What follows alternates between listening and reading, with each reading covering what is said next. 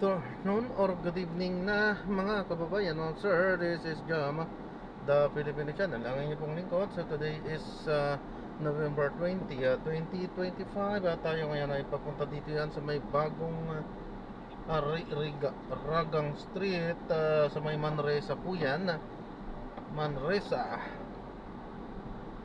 Ragang Street, Manresa, San Francisco del Monte, Quezon City. At dadalhin ko natin sa may Facebores Street House sa may Quezon City, Sergeant Esguerra Street, South Triangle, Diliman, Quezon City po yan. Okay, magbabalik po tayo mamaya konti po. Pag nakuha na po natin sila, disclaimer lamang po, ang content po natin ay kalsada at hindi ang passenger. Kaya nga naman, sakali man po na may marinig kayo mga pangalan ng lugar, pangalan ng tao, pangalan ng organizations, government o private, ganyan, ay wala pong kinalaman ng channel na ito at wala pong pinapatungkulan. Lahat po na pinag-uusapan dito ay pawang dito lamang po yan sa loob at wala pong pinapatungkulan sa labas. Okay po, magbabalik po tayo mamaya konti po pag nakuha na po natin itong ating susunod na mission. At samantala, makinig tayo ng mga nagbabagang balita at mga talakayan. Port of Trinidad, walang iba kundi ang isa sa mga bida ng bagong kapamilya-seryeng Roja. This is Yaki Sussman. Welcome to Siege Patoya, Kate. Anong update natin sa Miss Universe? Salamat, Ate E. Isang araw na lang at makikilala na ang bagong Miss Universe. Sa piling nais pa lang, mainit na ang kompetisyon kung saan sumabak ang candidates sa swimsuit at evening gown competition. Live mula sa Bangkok, Thailand. Nagtatapos, si David Bastilleros. Kaya, kumusta ang performance ng Miss Universe Philippines at Isa Manalo? Ay, Yasi, ang daming malakas ngayon. Nandiyan siyempre ang mga Latinas, nag-level up ang African countries, taga Caribbean, Europe, Asia. Actually, bawat region nagpadala ng stand-out sa Miss Universe ngayon. At ang ating si Adisa Manalo, stunning kagabi sa swimsuit at evening gown. Pinakita niya talaga ang laban para sa 5th Miss Universe crown ang siya. Patalbugan agad ang candidate sa swimsuit sa opening ng Kenya. Miyerkules ng gabi kung saan host Miss Universe 2022 Arbuni Gabriel ang nakatanggi daw para kay Australia. Believe at Bonner, na 42 years old at may 4 na anak. Si Adisa Manalo ng 13 at highlight ang mahabang day. Sa gowns naman, stunning demonstrating pagrampa suot ang disenyo ni Maxima. May moment si Baby Miss Universe Victoria City.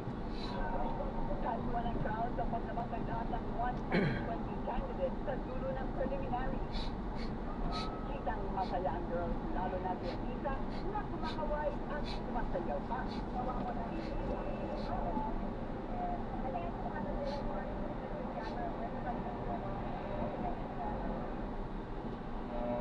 Proud si Adisa na na-achieve niya ang evening gown look at walk.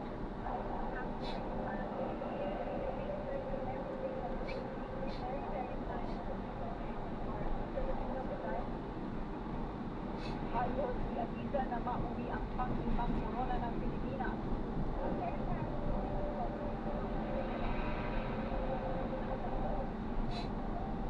Mula umaga hanggang halos hating gabi ang duty sa venue, pero sa backstage, high energy pa rin sila.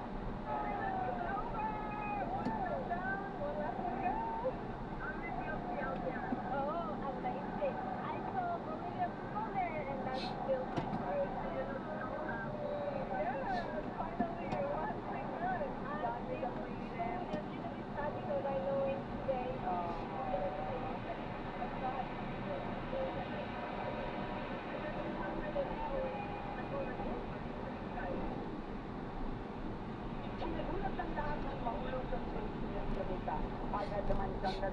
sa stations ng Miss Universe Jamaica, nagpasalamat ang organisasyon sa pag-buhos ng suporta sa candidate na recovering na ngayon matapos maisugod sa ospital. Samantala, excited ang American comedian na si Steve Byrne sa kanyang first time na pag-host ng Miss Universe. Well, for some reason I'm the host and I'm honored and it's a privilege to be here, not only in the beautiful country, but with all these beautiful, beautiful souls.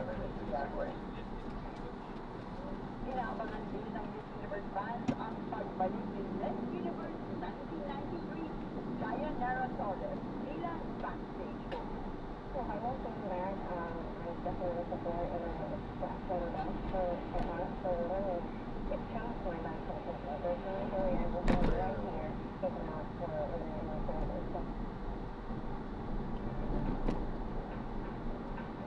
almost 6 p.m. ngayon dito sa Bangkok. Mamayang 1 a.m. ang call time ng mga girls at 8 a.m. bukas simula na ng finals.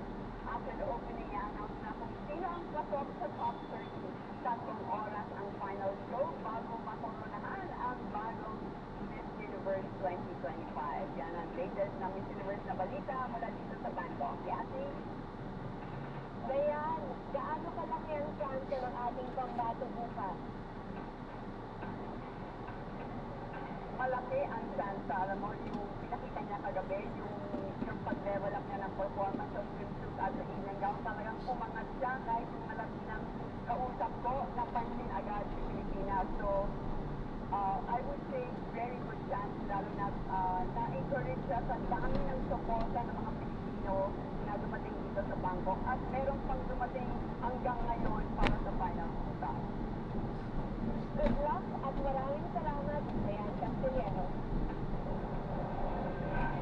Sa pagbabalik ng City Patrol, motor, umailalim sa isang truck sa Davao City.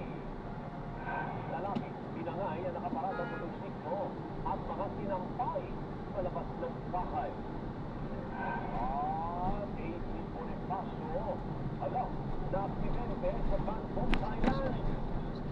Abangan ang iba pang mga nagpapagang balita sa pagbabalik ng TV Patrol.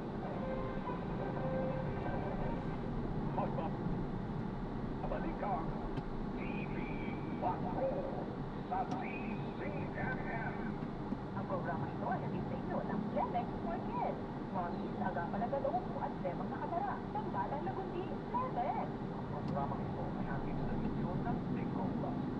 Bingo sa saya, basta panalo. Wow, we're watching na. Nagpahit na panahon. Parang lahat, Rush. Pwede. Oo. Kaso, Ang sagot na, wala din sa buhay. Parang maglaro ng Bingo Plus. Gaming, dapat marami din. Hindi pa dapat makaapekto o bumalik sa oras para sa pagsiya, kaibigan o trabaho. nakablock. Gamer Fun, tuloy lang ang saya. Tagore.ph/regulatory Edison at Tagore.ph. Responsible gaming at Tagore.ph. Gambling is for 21 years old and above only. Gambling is addictive. Know when to stop. Yola Pascual po. So, buwan ika, may Lemex 40 series and bottles. Pero para sa ginawa kailangan agad, may Lemex 40 capsules and blister pack. Madaling bitbitin, kaya ibulsa. Gawa sa natural na hindi na tumutunaw at nagpapalabas ng plema. Convenient na, ginawa pa. Lemex 40 Lagundi and capsules. Basta Lagundi, Lemex. Easy. Pinagpagkilan sa generic name of Lemex 40. If symptoms persist, consult your doctor at Galang Tema. Hindi lang po. Maluwag ang pagkita sa Lemex 40. Basta Lagundi, Lemex. Ang Lemex 40 Lagundi capsule ay mabibili sa pangkain sa o drugstore na malapit sa inyo. CPP, CLM. Numero 1 sa aksyon. Oras alas 6:54 ng gabi. Oras hatid sa inyo ng Bingo Plus. Bingo sa saya, plus sa panalo.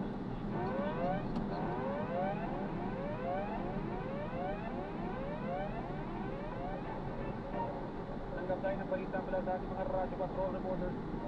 8 Chinese ulit ng online scamming sa Bacoor, Cavite. Narito ang balitang kumpirmado, sigurado mula NBI, ating si Radyo Patrol Gabriel Gonzalez. Yoga! Today, arestado ng National Bureau of Investigation o NBI ang 8 Chinese nationals na pinagkilala ang tagpon sa online scamming activities sa Bacoor, Cavite. Inasa ang operasyon matapos makatanggap ng impormasyon na Traffic. na I-drop na natin sila. So maraming salamat po sa panonood hanggang sa muli. Ingat po at God bless. Paalam po muna pasamantala tayo gagawa na ng ibang video sa ating susunod na mission. At pasensya na, hindi tayo nakapag-play ulit. At alam naman na natin ang kadahilanan kung bakit.